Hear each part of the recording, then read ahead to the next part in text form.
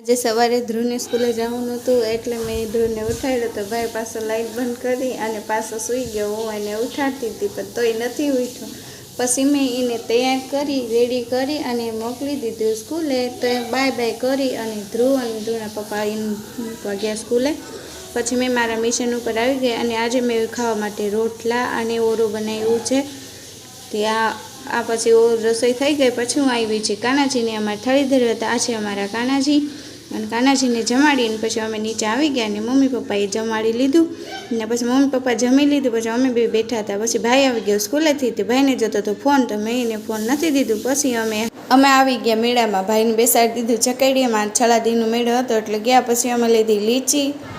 પછી ધ્રુવને ચકેડીમાં તો મજા આવી. આ બધો મેળાનો નજારો છે, જોઈ લેજો. ને જો તમને પસંદ આવે તો એક લાઈક કરી દેજો અને મિની બ્લોગ જોવા માટે ચેનલને